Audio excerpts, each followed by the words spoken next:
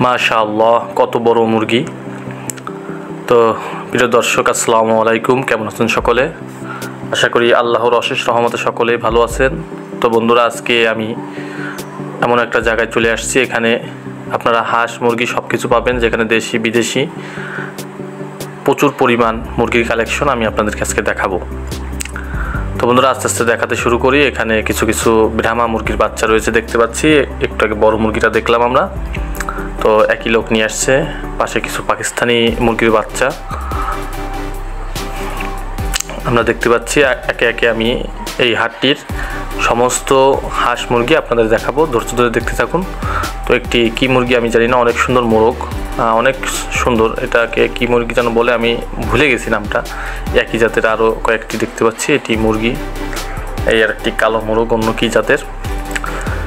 তো দর্শকবৃন্দ, এখানে অনেক সুন্দর সুন্দর মুরগি কালেকশন দেখতে পাচ্ছি। এখানে কিছু দেশি মুরগি, পাকিস্তানি মুরগি রয়েছে, ব্যাপারী নিয়ে আসছে। তো বন্ধুরা, আমরা যেখানে অবস্থান করছি এটি হচ্ছে খুলনা জেলার নয়াবাটিতে অবস্থিত। তো বন্ধুরা, আমার সামনে একটি বড় মোরগ দেখতে পাচ্ছেন, এক কাকা নিয়ে আসছে।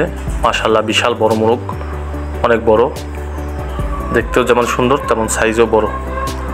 এখানে খাওয়ার জন্য মোরগ, হাঁস সব পাওয়া যায়। এখানে আমরা কিছু পাতি হাঁস দেখতে পাচ্ছি, যেগুলো দেশি হাঁস বলা হয়।